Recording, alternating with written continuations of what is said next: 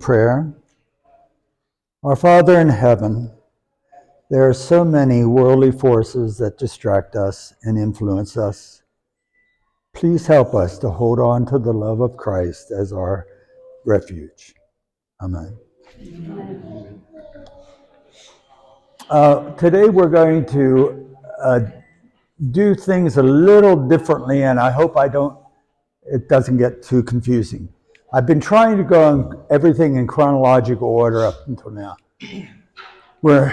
We made it from 1483 to 1522. But today I'm going to switch and do things sort of subject-oriented and covering the time period of 1522 to 1530.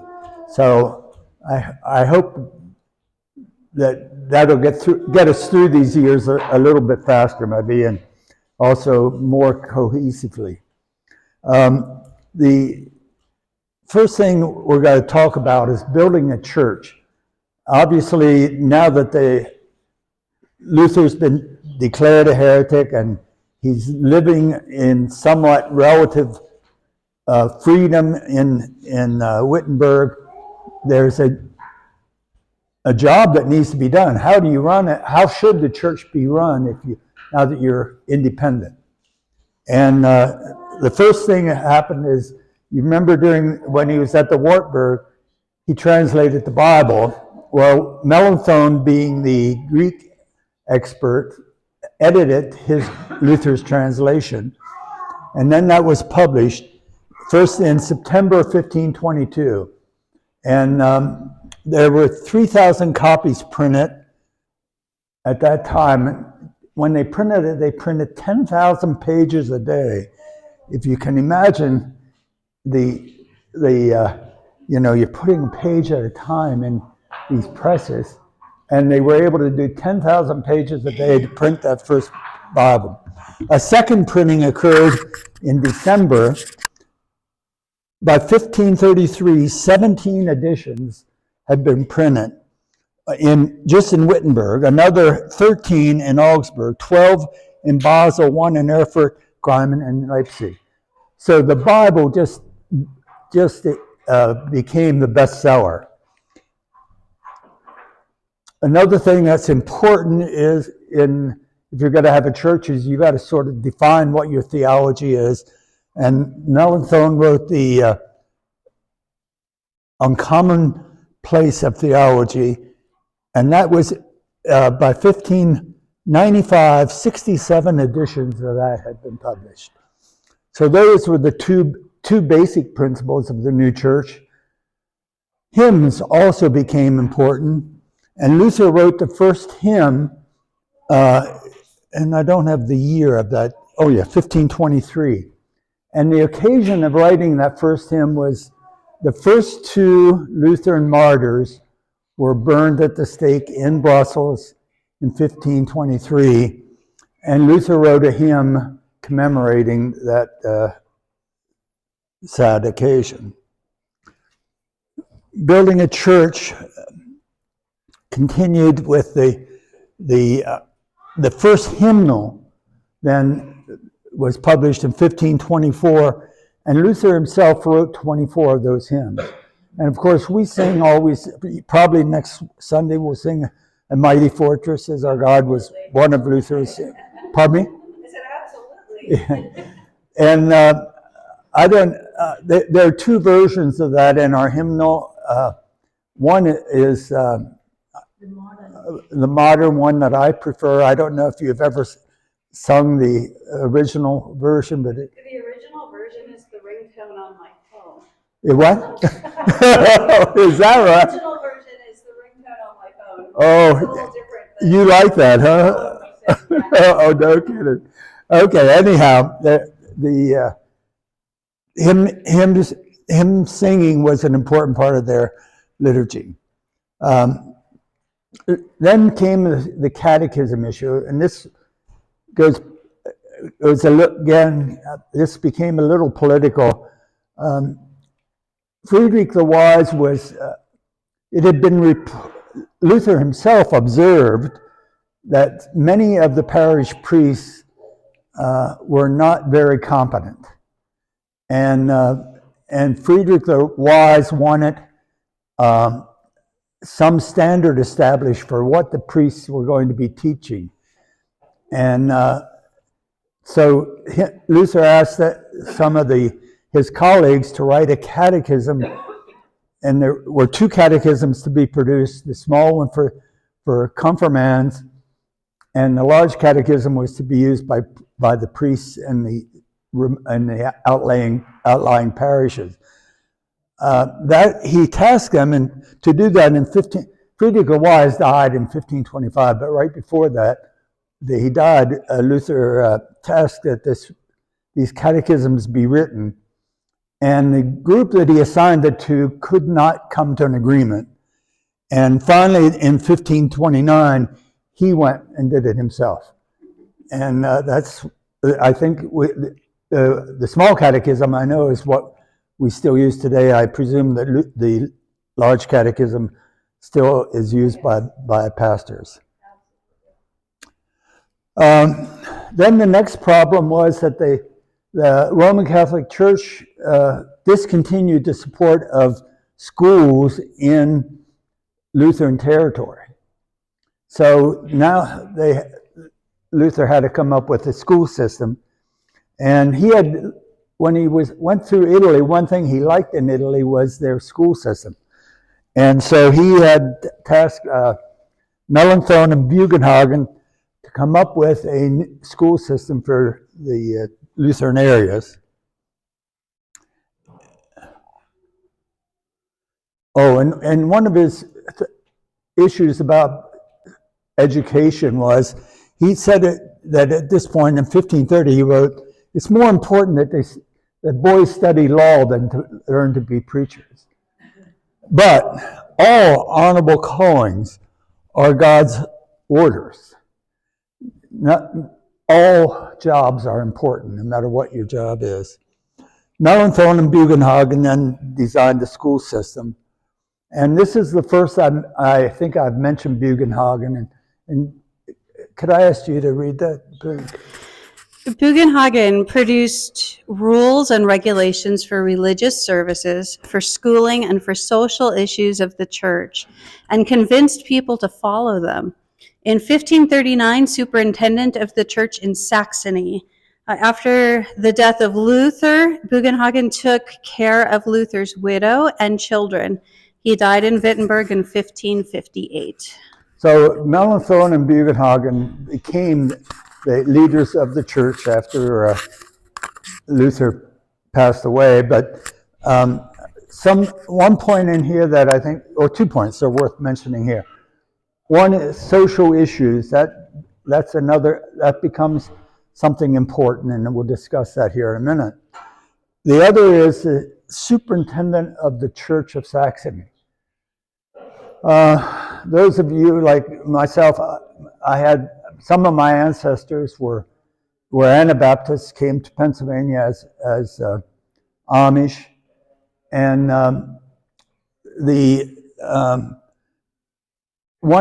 if you go in Ohio, there's I can't remember the town in Ohio, but there's, pardon me? Newcastle? Yeah, it could be Newcastle. There's a Mennonite museum in Newcastle. Mennonite is one of the branches of the Anabaptists. And there they tell the story of their story from Adam to now. And when I went there, I asked one of the curators of that they don't. I wasn't clear why they had such an animosity towards Lutherans, which was very clear. And the person said, this is the reason that the church in Saxony became a state-sponsored church, and they are opposed to state sponsorship of churches. You don't think of it, of our church certainly isn't state-sponsored, but at that time it was, and that state sponsorship became an issue apparently with the Anabaptists. The social justice issue we'll come to now. The Luther, and we talked about before, forbid prostitution, he forbid begging, but somebody had to pay for poor people, and his solution was to take the convents and all the church property that had been abandoned, monasteries, convents, and other church property, and the town should take that, maintain it, and use the profits from that to pay for the social needs of the community. And they called it a common chest. And that became, I think, certainly that became more important in Denmark, Sweden, and Norway, where they emphasized the social welfare state more than in the lower German countries. Another thing he urged was the use of fair trade and free trade. Now, we might have an issue with that today. Back in the 13th and 14th centuries, the philosophers that Luther had read already took a position on what was fair, what was a fair price for what you did. And it's pretty amazing how they assessed what was the cost of the materials that went into it, how much labor went into the product, how rare was the product, and the one that I found was amazing that they considered was what was the risk that the producer was taking when he decided to produce that product. Those things went into establishing what was the fair price for something. And obviously this was the time when 90% of the people were considered peasants, 10% lived in cities. But those 10% in cities is where the goods were being made, shoes and clothing and that sort of thing. And they seemed to be profiting a lot, and there was a lot of criticism about how much they were charging. Anyhow, that was an issue that Luther had to address. And then he wrote a book called Civil Authority, How It Should Be Obeyed, in 1523. The civil unrest is very high at this time. Luther taught people that he could go up against the government and win, or at least not be put to death. And he talked a lot about religious freedom. So this thing about obeying the church, obeying the civil law, sort of took a different approach, seemed to be different than what he had been saying. This was a time when I'll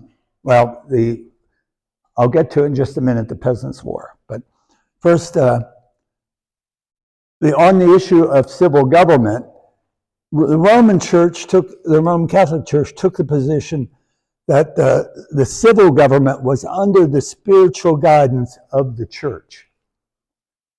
Luther changed that, and it said there are two realms. One kind of government is spiritual.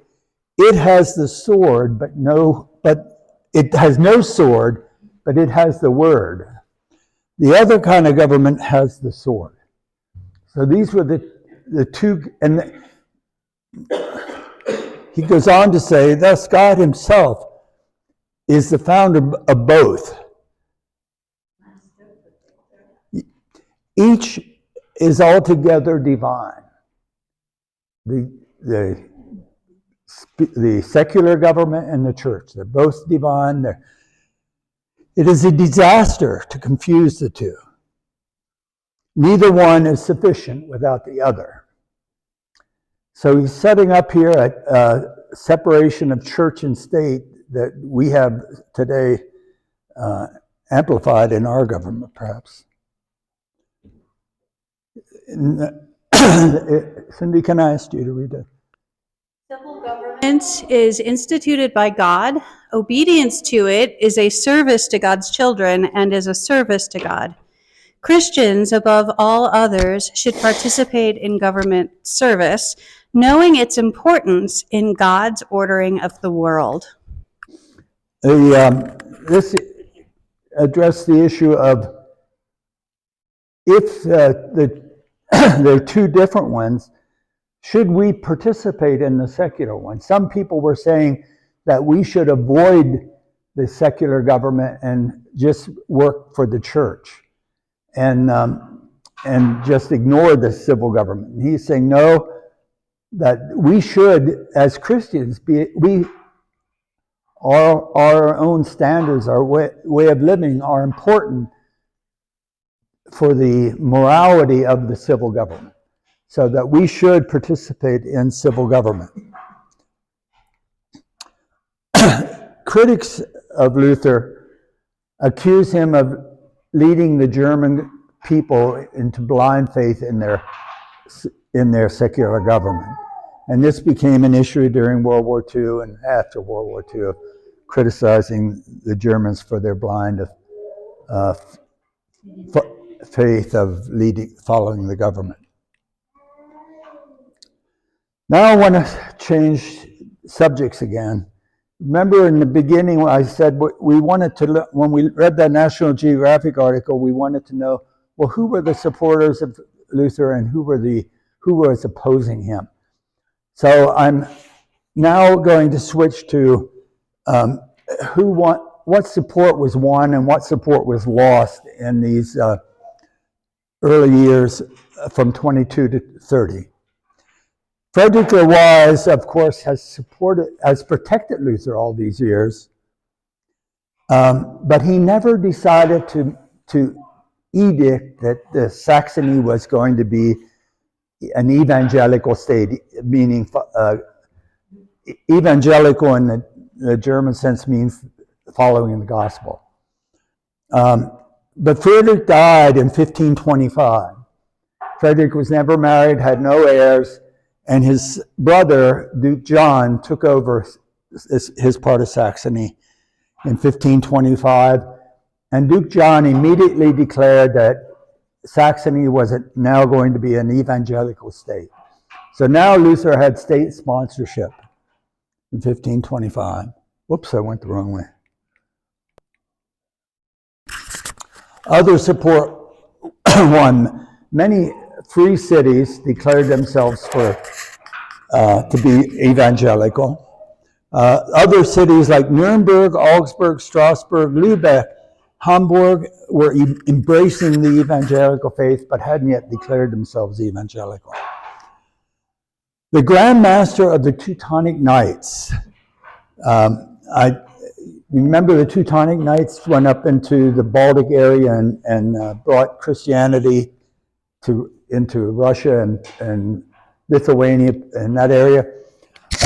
Anyhow, he declared the Duchy of Prussia on April 10th, 1525, was evangelical.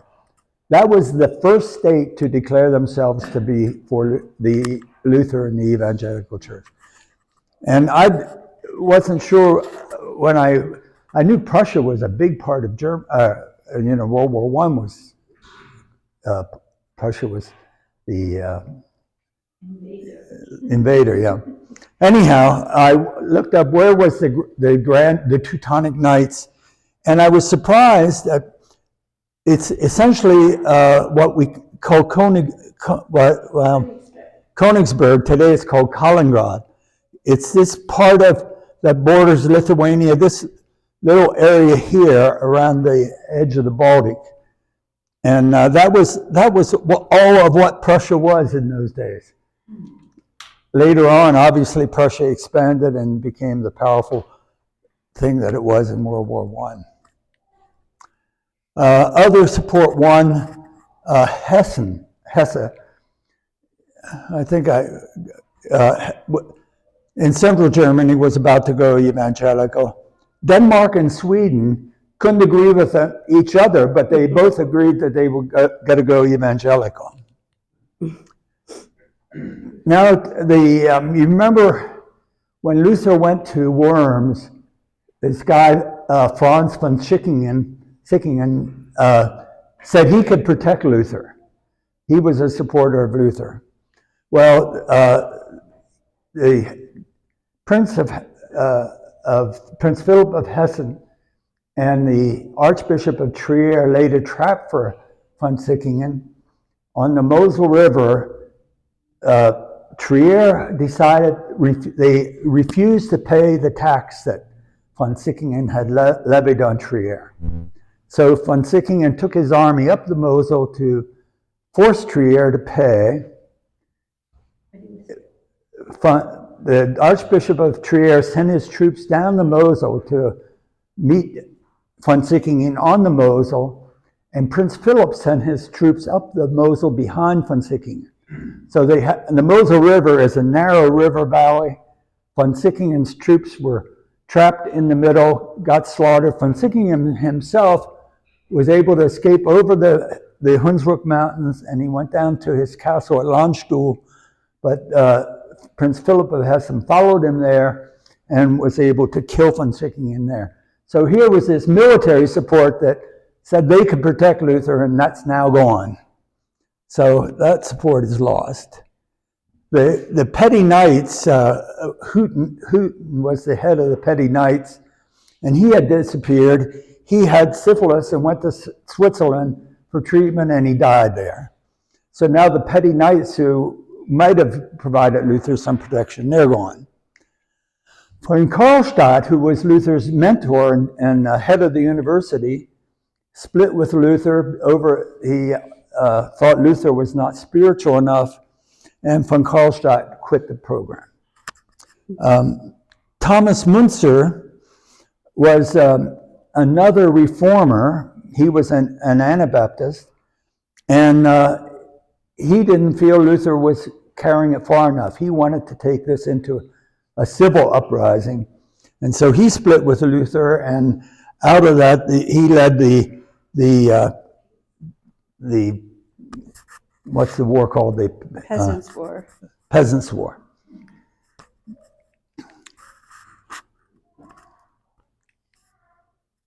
Other support lost. Did I skip one? Oh, the humanists. Oh, the humanists generally supported Luther. They liked the idea of free thought and free speech and going back to the original text. But as things went on, they were concerned about the moral integrity. If you didn't have the church enforcing morals, what was going to happen to society? And so they started leaving Luther's, or not supporting Luther as much. And the most famous humanist was Erasmus. And Erasmus broke with Luther, wrote a book against Luther's, he wrote a treatise on free will. He argued that we do have free will. Luther wrote the book in response to that, Bondage of the Will.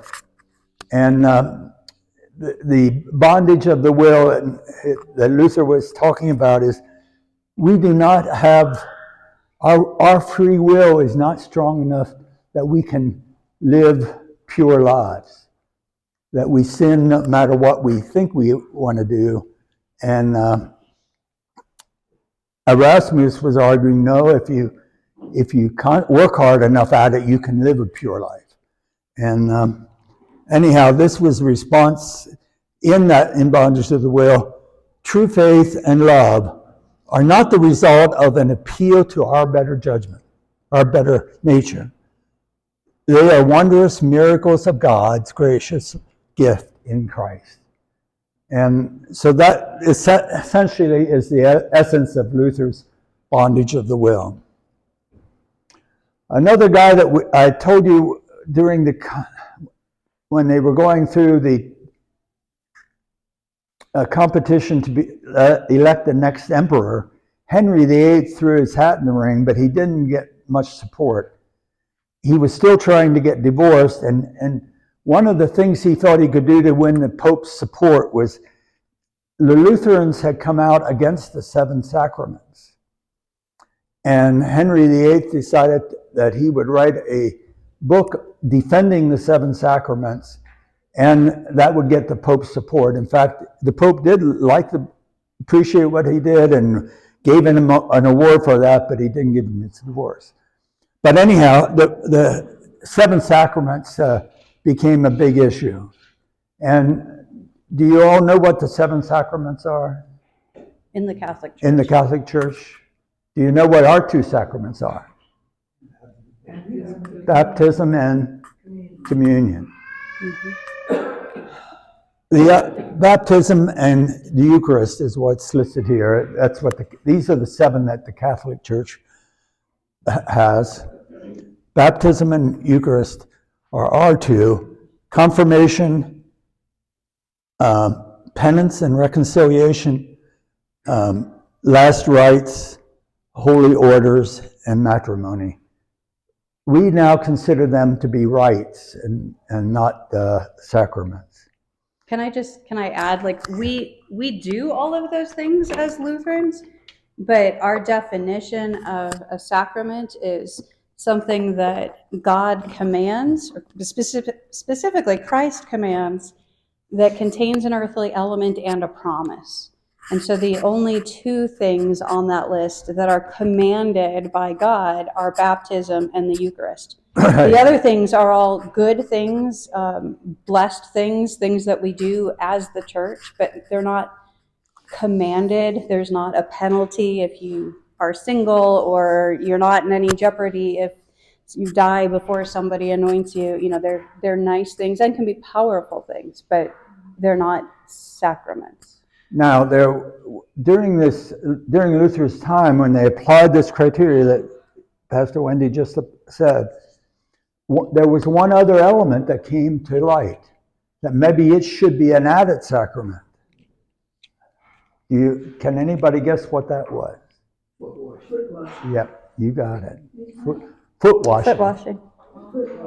And there was a lot of debate about that, but it was not adopted as a sacrament. But even the Lutheran should do it. We do that. Again, as a right. It's a command that, Christ says go and do likewise, but there's not a salvific promise attached to it. But it's done in a vigil past. Yeah, it can be we have a couple things that are sacramental in nature, and that would be one, and preaching is also one. But they're not technically sacraments. Okay, now I'm going to switch topics again completely. Printing. I think that the world would have been different had the printing press been invented by the Romans. The invention of the printing press just played a major role in the Reformation. And I just wanted to start with Gutenberg invented the printing press in 1440. Gutenberg, we have these characters around today. When we lived in State College, Pennsylvania, we had a friend who was a medical device inventor. How can you declare yourself to be a medical device inventor? He was. Anyhow, Gutenberg was an inventor. And he invented a mirror, a metallic-based mirror that he invested a lot of money on. And guess what? It wasn't a bestseller. And he had gone far in debt to manufacture and produce this mirror. And he was in financial trouble. Then he came up with the idea of the press, the printing press, and he invented that, and it worked, and it was successful. But he never could get enough money to pay off his debts from the mirror failure. And his debtors came in and took all of his rights to the printing press. The Bible, which he had started printing, they took all the profits from the Bible, and Gutenberg was left penniless. Anyhow, by 1480, printing had spread to over 110 places in Germany. By 1600, there were 270 cities that had a printing capability. This is a short video, I guess. Fast access to a wide audience. The printing press.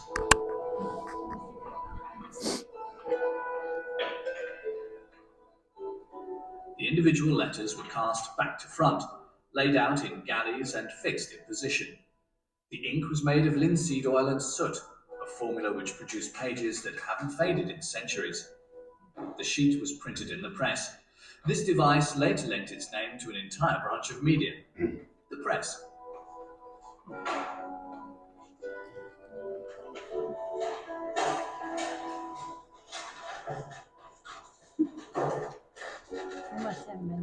At the start of the 16th century, there were 400 printing facilities in the German-speaking world.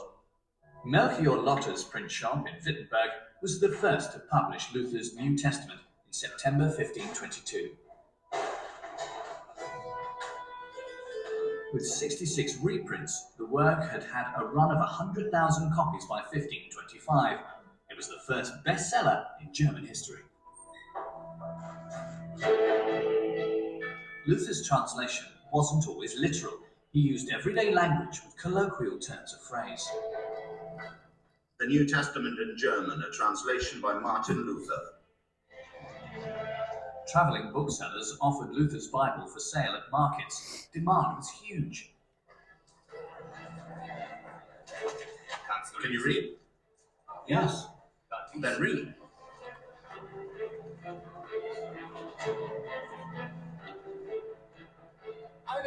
A sample. Come and listen. Listen to what he's reading. The New Testament in German. At a time of widespread illiteracy, reading out loud was a common practice.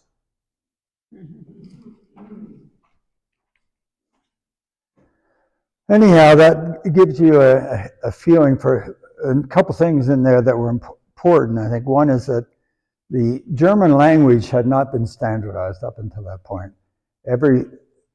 Even when we lived in Germany, villages 5 kilometers away had different words for things, and there was just no standardization. Today in Germany, the schools all teach High German. I often said, I think our kids had an advantage. When they came home from school, we spoke High German at home. Lisette speaks Platt, I don't, but the German kids, when they went home, their families didn't speak High German. Their families spoke Plattdeutsch, and so when they go to school, they were learning High German for the first time. And so I think that it made it easier for our kids to learn German and speak German. But Luther's writings, Luther's language became High German. That's what today is used across Germany as the common language of Germany. And, you know, if you listen to news, TV or radio, they all broadcast in High German. Anyhow, articles published, here's the sort of a history of publishing in Germany. In 1513, there were 35 articles published. By 1521, 211. In 22, 347, 130 of them by Luther. Here, Luther wrote 183 articles in 1523. And it became a propaganda war. This was considered the first propaganda war. All these writings by Luther and Luther's friends were only countered by 20 articles written by Roman Catholics. So Luther was winning the propaganda war among the people. Then the Peasants' War broke out. And again, I'm switching gears on you here. For years, for the last 200 years, peasants have been losing out.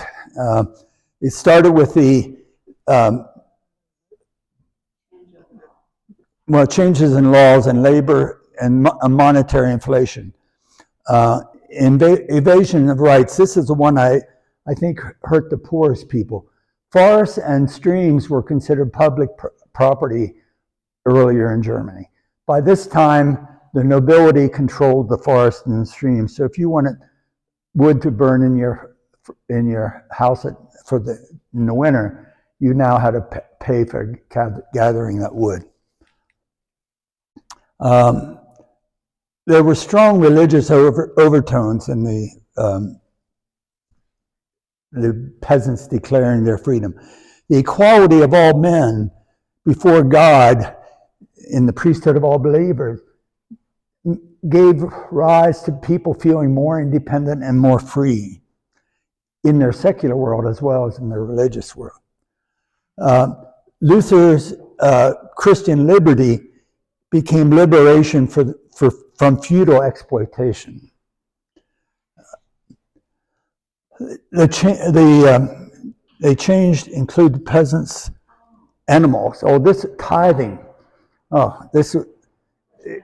Tithing, I don't know how we define it in our church, Wendy, but tithing was considered 10% of your income. At this time, they decided it was 10% of your income plus 10% of any animals you owned. So it was like taking 10% of your income plus 10% of your wealth. And this really was hard on the peasants.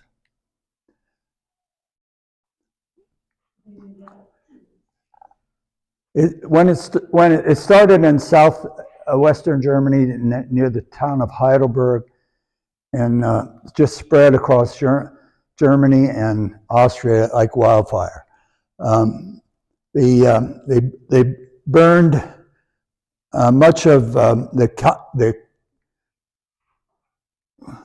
castles, monasteries, convents were pillaged. Even the bishops and their wealth was particularly targeted in the Peasants' War. Luther prepared a article called Admonition to Peace, and in which he said, all who use the sword shall perish by the sword. Thomas Müntzer won't allow Luther to preach anymore in the areas Müntzer controlled. Luther then got upset with him and wrote a nasty article about the murdering hordes, and I can't read the title of it there, but you can. Anyhow, Luther was taking a hard stand on civil authority. This went right into it. So Luther had shown how to resist the authority of the emperor and pope. Both townspeople and peasants now wanted to follow his example. I was asked if God spoke German. Yes, I tell you, yes. Ja. How else would he have understood your prayers? Wie hätte sonst eure Gebete verstanden? God has understood them and he has answered them. Verstanden und hat sie erhört.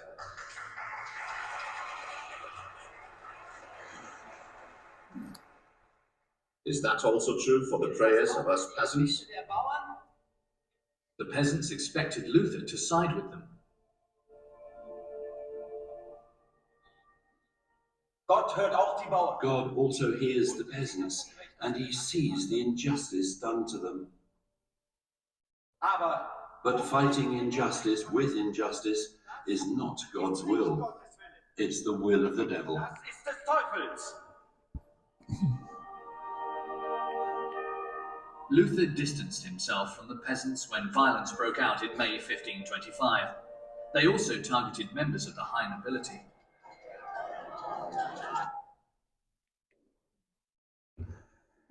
I mentioned that Thomas Müntzer was a reformer who then separated from Luther. This is a summary of Thomas Müntzer here. An early Reformation-era German theologian and Anabaptist.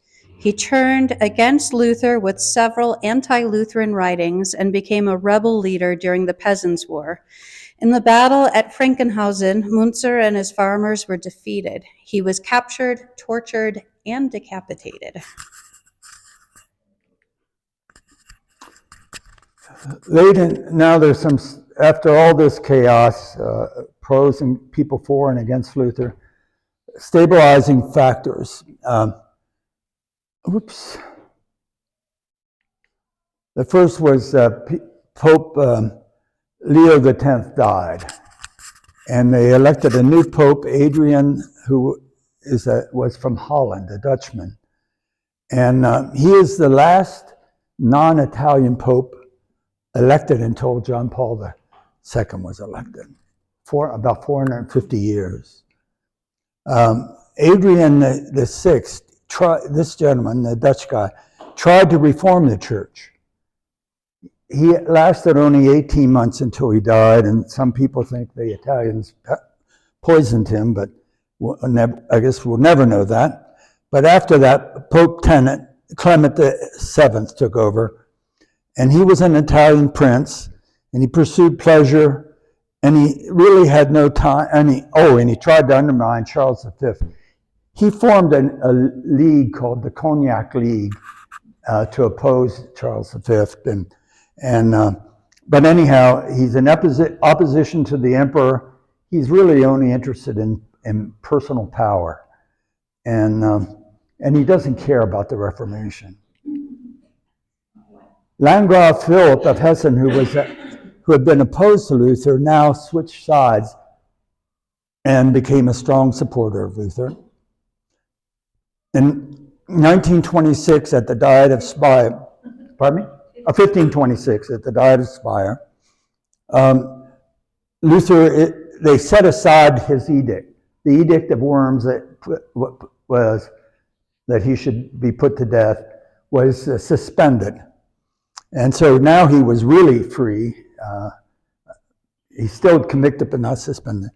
Charles V was fighting France, and he took Francis I into custody. Francis I had joined the Cognac League with the Pope, and so Charles went to battle against him. He defeated the League of Cognac, that's I guess what it's called. And then he came back to Germany in 1529 and reinstated the Edict of Worms. Luther is now under punishment of death again. He did say that a general church council should be called to resolve the issue. At this point, most of northern Germany had become evangelical, and the southeast part of Germany, Bavaria, Austria, was still Roman Catholic. I guess I'd say that here. Luther he wrote this thesis on monastic vows when he was in the Wartburg, but it was never released, and it finally got released. And in it, saintly living is based on a family. Is the thesis there. In 1529, Luther wrote the Small and the Large Catechism, was finally published. I just wanted to briefly cover the people I just talked about. Adrian the Sixth is here. He was Pope from 1522. 1522. I think it was January 9th. Okay. Oh yeah, January 9th, 1522, until his death some 18 months later. He was the last non-Italian pope until John Paul II, 456 years later. He is, together with Marcellus II, one of the two popes to retain his baptismal name, and he was the only Dutch pope. This is the pope that replaced him, Clement VII. Okay, so Pope Clement VII was pope from 1523 to 1534. He brought political ability and was a wily diplomat. He was considered worldly and indifferent to what went on around him, including the ongoing Protestant Reformation. He issued an invective against Charles V. And then Philip of Hessen. Philip I of Hesse, a leading champion of the Reformation, met with Elector John of Saxony on March 9, 1528. Protestant princes should take the offensive. On April 22, 1529, a secret understanding was reached between Saxony, Hesse, Nuremberg, Strasbourg, and Ulm. Okay, so that is the starting of what became known as the Smalcald League, or the Protestant League, and we'll hear a lot more about that next week.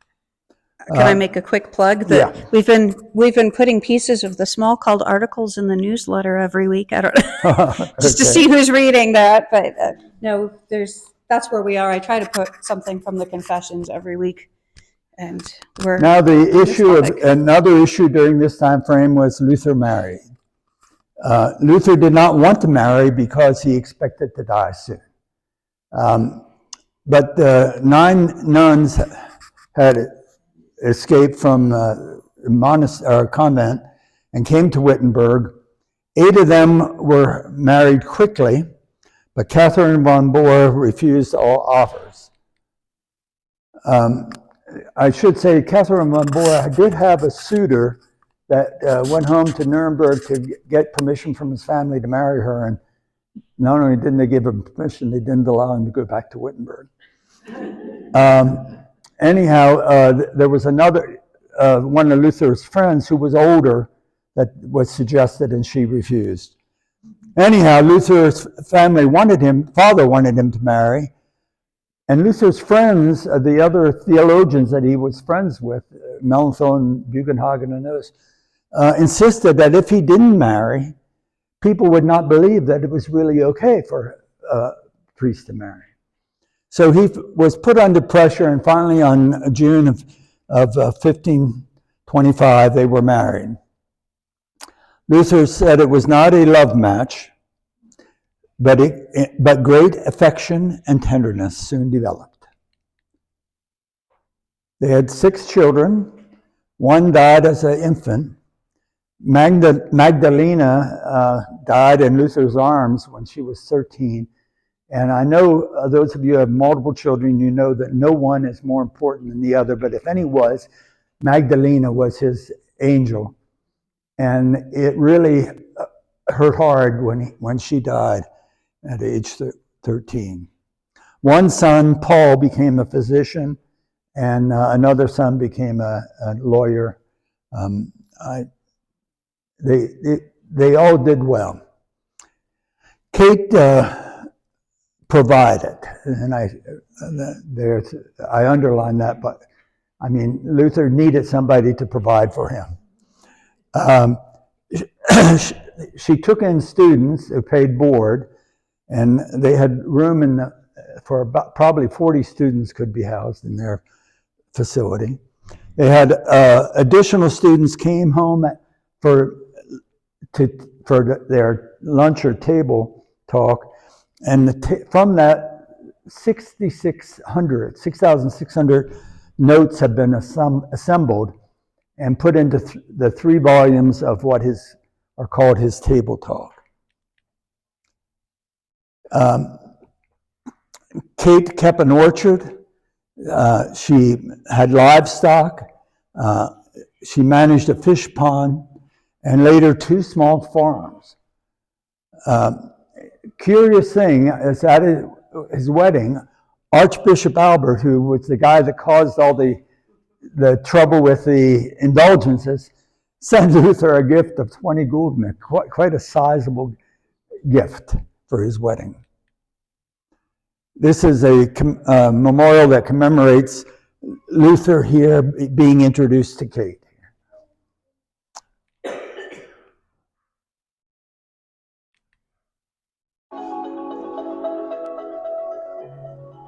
This former monastery is where he lived for 38 years.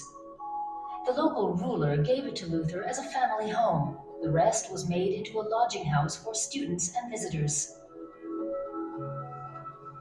In the former monastery, what became the Luther House, there was quite a lot of commotion, because not only Luther's family with the 4 children lived there, but also quite a lot of servants, and even more important, the students as paying guests. Luther's wife, Katharina von Bora, oversaw all the comings and goings at the house. Students would assemble at his home to listen to the Protestant reformers' famous table talks. And the guests would gather for meals in the refectory.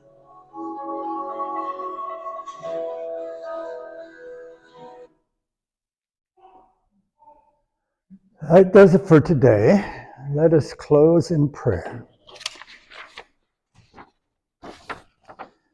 Heavenly Father, we give you thanks and praise that throughout all the strife and turmoil, your gospel has survived. We pray in the name of Jesus Christ, our Redeemer. Amen. That was a lot, Dave. I'm